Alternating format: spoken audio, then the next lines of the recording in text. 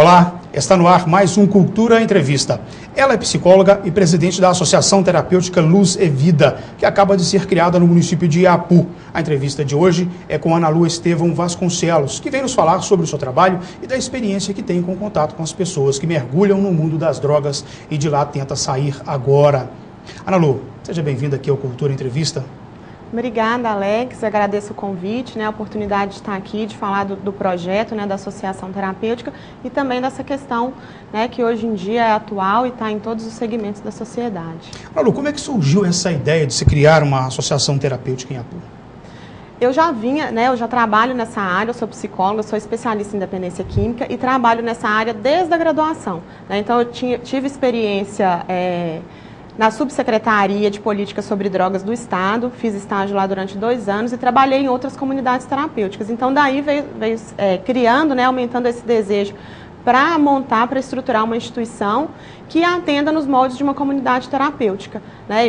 E também dessa demanda crescente que tem hoje na nossa sociedade de atendimento para essas pessoas. Ana Lu, já que você falou da sua formação, da sua especialização, você é de qual cidade? Nasceu onde? Eu sou de Patinga. Okay. Sou de Patinga, a minha graduação foi em Belo Horizonte, na UFMG, e a minha especialização é na Universidade Federal de São Paulo. Ok. E agora, quais são os desafios que você enfrenta neste momento na instalação da comunidade terapêutica? O primeiro desafio é o apoio mesmo da sociedade. Infelizmente, a sociedade ainda é muito preconceituosa e a gente tem enfrentado dificuldades de aceitação mesmo dessa instituição, de apoio financeiro, de doação, de voluntários. Isso ainda é uma realidade, as pessoas têm muito preconceito, têm medo. E outra grande dificuldade é a questão de recursos mesmo, recursos governamentais. Você só consegue depois do título de utilidade pública, Depois do título de utilidade pública. No nosso município de Patinga é pelo menos 1 ano de existência, Então, nesse primeiro 1 ano, a gente vai funcionar através de doações, de algumas pessoas que vão ter condições de pagar a mensalidade, mas convênios, nesse primeiro momento, é muito complicado. A entidade está sediada em Iapu. Tem público para a lotação das vagas lá ou pessoas de outros municípios também vão poder participar? De outros municípios também. A gente atende a região metropolitana do Vale do Aço, então esses municípios vizinhos, e até mesmo de outros estados e outras regiões do estado de Minas. A que tipo de dependente químico vocês vão voltar ao trabalho? A gente atende a todos os usuários de drogas. Quando a gente fala drogas, Alex, a gente entende álcool e as outras drogas, Porque o álcool também é considerado uma droga. O álcool, o tabaco, crack, cocaína, maconha. Então, a gente vai atender a todos esses casos de dependência. Quer dizer, a verdade é que existem as drogas lícitas e as drogas ilícitas, não é isso? É preciso que as pessoas entendam que quando você fala sobre drogas, tem a questão do álcool, que talvez seja até mais grave do que as outras, porque é legalizado, tem acesso facilitado. Hoje, realmente, essa é uma realidade no nosso país, que o álcool é uma das drogas mais complicadas, Apesar de ser lícita, apesar de ser comercializada, não quer dizer que ela não causa dependência e não causa danos à saúde da pessoa. E é a porta de entrada para as outras drogas. Lamentável. Eu tenho aqui, inclusive, um livro, esse livro é de 1988, e eu trouxe esse livro porque ele tem aqui um quadro com a classificação das drogas. Ganhei esse livro quando ainda era adolescente, foi interessante para aprender desde novo que droga não é só cocaína, maconha e outros, mas sim o álcool, a cafeína e até a nicotina. A nicotina que está presente aí no cachimbo, no charuto, no cigarro comum, a cafeína que está no café, no chá, no refrigerante, tudo isso está no quadro de classificação das drogas. Tem efeito de longo prazo, de curto prazo, o risco da dependência, no caso aqui da cafeína, por exemplo, o risco de dependência é alto, no caso da cafeína, o risco de dependência é alto também. E efeitos de longo prazo são os mais variados possíveis, até problemas gastrointestinais. O álcool está no topo dessa classificação aqui, envolve destilados, fermentados, a cerveja, vinhos, cachaça, uísque e outras coisas mais. Tem um risco de dependência aqui, no caso, é moderado, segundo a classificação dessa tabela. Na época não existia ainda o crack, Ana Lu. Hoje é um outro problema também, um outro desafio que vocês vão enfrentar, os viciados em crack. Que aí que você percebe que esse livro seu é da década de 80. 88. Então, de lá para cá, o crack é uma droga recente, E a devastação que ela tem causado nas nossas cidades. E quando a pessoa quer se tratar, o que é necessário? Na comunidade terapêutica, Alex, a primeira coisa é o desejo da pessoa, ou pelo menos que ela reconheça a necessidade de estar ali, porque é um tratamento em comunidade terapêutica, ele é voluntário, né? Então a pessoa ou a família vai nos procurar, né? É importante que a família acompanhe esse processo todo da pessoa, então vai nos procurar, a gente vai fazer uma triagem, né? Porque nem todos os casos serão tratados em comunidade terapêutica, nem todo caso é para comunidade terapêutica. Então, a partir dessa triagem e do desejo da pessoa, a gente inicia o tratamento. Custa quanto? Esse custo de internação, ele varia, né, de instituição para instituição. Na Associação Terapêutica Luz e Vida, o custo mensal é de R$ 570 mais uma cesta básica, né, além dos itens de higiene pessoal da pessoa, que a família é responsável por manter também. Ok. Quem não puder pagar, tem condição ainda de se tratar? Tem. A gente tem vagas sociais, né? Então a gente vai avaliar a condição socioeconômica da família e existe essa possibilidade dessas vagas sociais, que hoje o número ele é reduzido, mas a intenção é que a gente faça convênios com o governo municipal e estadual para atender essas pessoas que não têm condições de pagar pelo tratamento. Você começou a explicar sobre essa questão, a pessoa precisa entender, aceitar que ela está doente, que ela está com um problema, ela precisa de tratamento. Mas existem casos que as pessoas nunca chegam a essa conclusão, ou raramente chegam a essa conclusão. Aí o governo federal lança um programa de tratamento, de enfrentamento do crack e prevê e deixa para que cada estado brasileiro defina o chamado tratamento compulsório. Quer dizer, o estado pode determinar, e Minas Gerais aderiu a isso, parece que por enquanto a Bahia ainda não, mas Minas Gerais, Rio e São Paulo já aderiu a isso, que é ir na rua, ir nos locais, nas cracolândias, chamadas cracolândias, buscar o viciado e obrigá-lo, interná-lo à força para que seja feito tratamento. Qual a avaliação que você faz dessa questão do tratamento voluntário, que a pessoa procura o atendimento, e esse outro modelo que prevê a força mesmo, o emprego coercitivo do Estado para o tratamento? Existe um instituto internacional que chama NAIDA, que ele lançou 13 princípios que norteiam o tratamento na dependência química. E um dos princípios é que o tratamento para a dependência química, ele não precisa ser voluntário para ser efetivo. Então, em alguns casos, feita uma avaliação por uma equipe médica, de psicólogos, assistente social, em alguns casos, essa internação involuntária ou compulsória, ela pode ser necessária. Mas não é simplesmente pegar a pessoa involuntária, contra a vontade dela na rua e colocar em qualquer instituição. Então, essa instituição que vai abrigar, que vai atender a essas pessoas, ela também tem que ter uma estrutura para isso, tanto profissional quanto física, para atender essas pessoas, né? Justamente para criar nesses indivíduos, nesses usuários, essa consciência de que o tratamento ele é necessário. Ok. Nós vamos agora, então, ao intervalo, nós voltamos logo na sequência e vamos tratar de um outro assunto ainda desse mundo, desse ambiente dos tratamentos dos dependentes químicos, da recaída. Muitas pessoas entram nas instituições, passam um determinado período e algum tempo depois voltam a usar os entorpecentes. Será por que isso ocorre? Daqui a pouco, no Cultura Entrevista.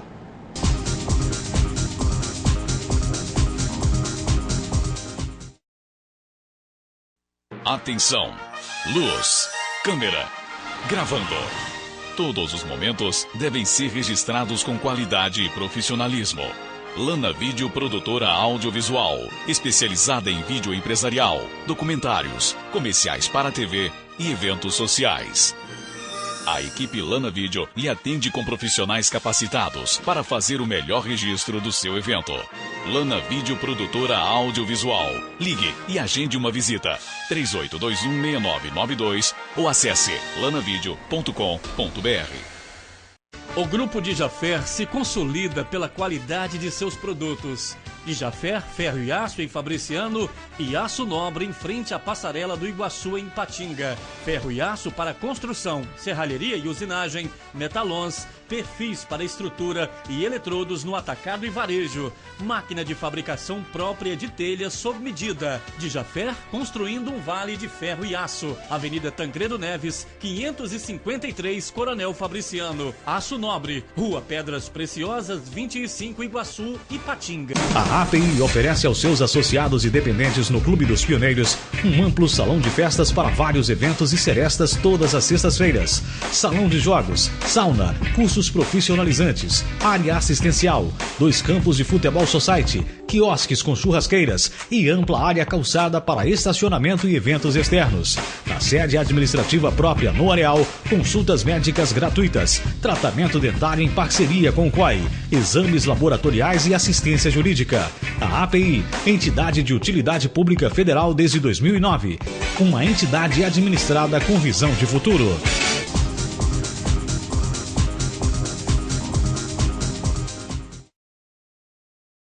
O Cultura Entrevista está de volta e hoje uma conversa com a psicóloga Ana Lu Estevão.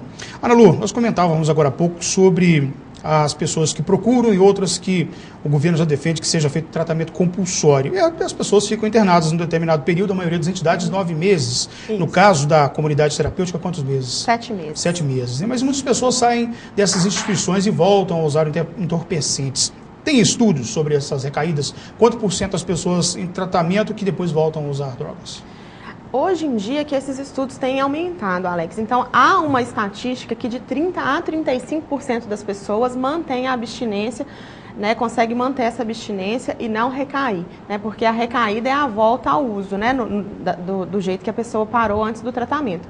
Mas, então, essa questão é um pouco controversa, porque hoje existe a metodologia de redução de danos que prevê que não é só a abstinência total que é sinônimo de bem-estar, de sanidade ou de sobriedade, né? Mas há estudos, hoje em dia, na verdade, esses estudos estão mais avançados ou há uma procura maior nessa preocupação, nessa questão. Seria possível, sim, estabelecer os principais fatores de recaída?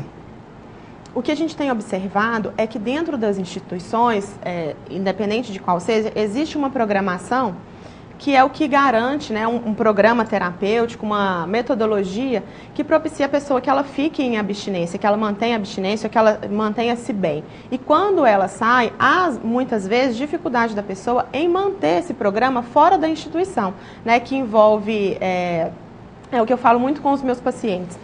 A dependência química ela é uma doença, sim, né? Ela é considerada pela Organização Mundial de Saúde uma doença como, por exemplo, o diabetes. Então, uma pessoa que é diagnosticada com diabetes, ela tem uma série de cuidados que ela deve ter depois que a doença é diagnosticada. E assim também a dependência química. Então, a pessoa tem que manter esse programa depois, esses cuidados de locais, de frequência em reuniões, de praticar uma espiritualidade, ter uma rotina. E muitos deles perdem isso, né? E acaba que volta ao uso e principalmente também uma coisa que é muito importante é o apoio da família, né, que é fundamental. Que eu ia perguntar agora, o meio que a pessoa volta a viver pode ter influência nisso, nessa decisão de voltar ou não voltar? Com certeza.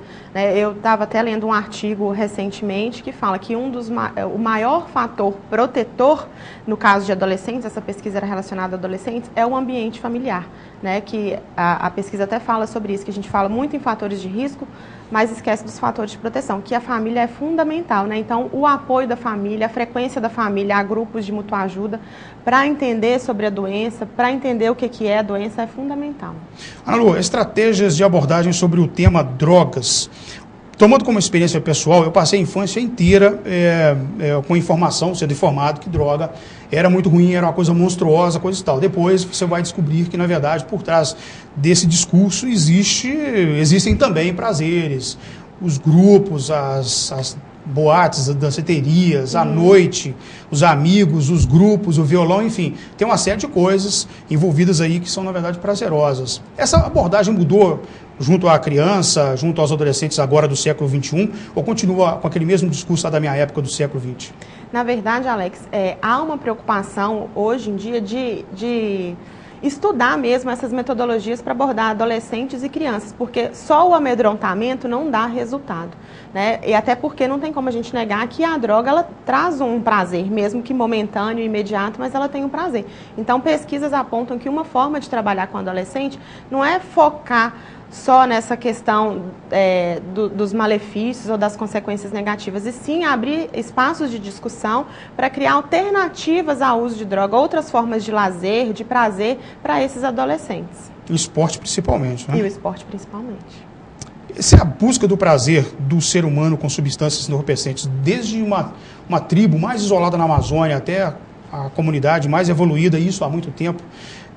sempre o ser humano está lá em busca de algum entorpecente, alguma substância entorpecente. Por que o humano, e aliás deve ser o único ser vivo, né, que busca prazeres em entorpecentes, pelo menos que se tem conhecimento, se tem notícia de algum animal que consome substância entorpecente com essa finalidade, né?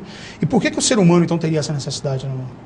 Estudos apontam atualmente, né, que principalmente na sociedade que a gente vive, que é uma sociedade consumista e capitalista, que o uso da droga está associado mesmo a essa busca desenfreada por prazer imediato, compulsivo, que em outras épocas o uso da droga ele não era assim, né? Ele estava vinculado mais a algum ritual religioso específico ou a alguma festividade, e hoje em dia isso tem mudado, até mesmo pela dificuldade dessas pessoas em lidar com a realidade, com situações estressantes do dia a dia. Então, são indivíduos, são pessoas que têm dificuldade nisso aí. E o tratamento vai ajudá-los também a entender que todos nós passamos por dificuldades, por frustrações, mas que tem outras formas, outras alternativas de enfrentar isso. E, sobretudo, outras formas de prazeres. Com certeza. Ok. A partir dos anos 60 que houve uma disseminação maior das drogas, principalmente as drogas sintéticas, não? Mais ou menos a partir disso, né? Com alguns festivais, mas nessa época era mais focal em alguns festivais, em alguns momentos, por algumas tribos, digamos assim, específicas. Hoje em dia isso está disseminado, né? Talvez o álcool, sim, esse vinho é muito antigo, quer dizer, cerveja também. Talvez essa forma de droga, esse tipo de droga, que são os chamados barbitúricos, né? Esses sim já eram usados há mais tempo. Foram as drogas sintéticas que ganharam o mercado a partir dos anos 60. Isso. Cocaína, LSD, quase não existe hoje. Hoje é crack, cocaína. E heroína nos países lá do Oriente e alguma parte da Europa também. É isso? Na verdade, LSD e êxtase são drogas hoje em dia muito utilizadas, né? Por jovens, por adolescentes, em festas raves. Então, é bem comum, sim, o uso hoje em dia. O LSD voltou também, né? Sim. Ok. Ainda sobre o tratamento do crack especificamente, que é considerada a praga desse momento em relação às substâncias entorpecentes em função da dependência que ele causa. O que falta? É um combate mais efetivo para evitar que a droga chegue ao mercado? Ou a população que mesmo não está nem aí? Na verdade, Alex, hoje em dia, para o Estado, né, para o governo combater o tráfico, está muito complicado. Então, assim, a questão mesmo para enfrentamento é partir de campanhas preventivas eficazes e condições de tratamento que realmente tratem as pessoas, né? Ok. É a ideia da comunidade terapêutica se especializar também em atender os pacientes do crack? Isso. Com uma equipe multiprofissional, é um dos tópicos, sim, de tratamento nosso. É diferenciado o tratamento do crack em relação às outras drogas?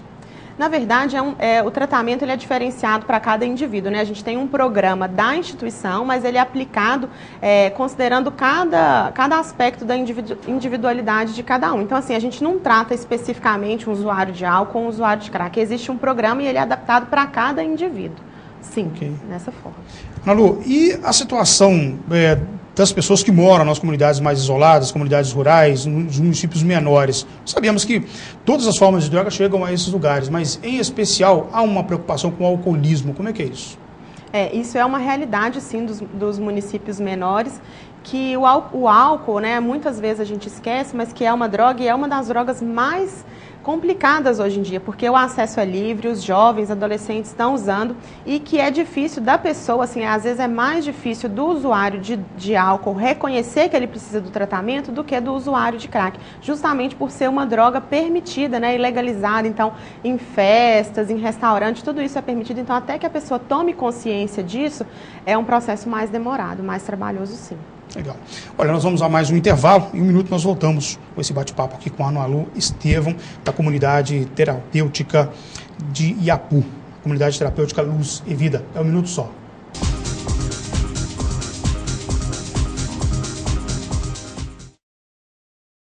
Não apague o sorriso de quem cuida da nossa cidade.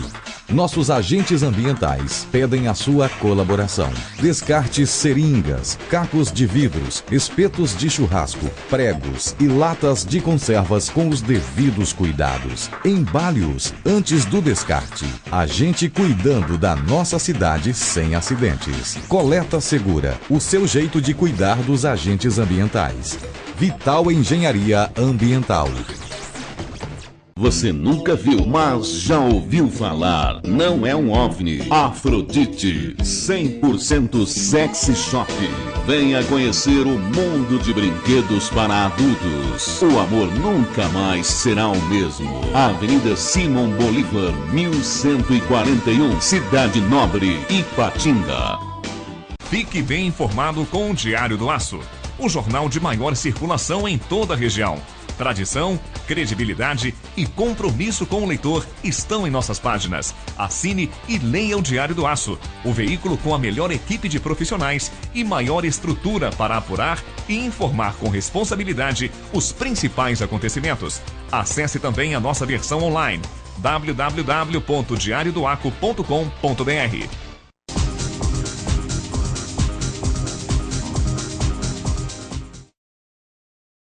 O Cultura Entrevista está de volta e eu quero agradecer a todos que nos acompanharam. Neste fim de mês de fevereiro, o programa completa um ano no ar. Obrigado pela companhia nesses 12 meses e grato a você que nos apresentou sugestões, críticas e nos ajudou a desenvolver esse trabalho que para mim foi inovador, pois eu não tinha até então o contato com a mídia televisiva. Eu lembro o contato do programa, é entrevista@tvculturavaraidoaço.com.br. Esse é o nosso canal de comunicação.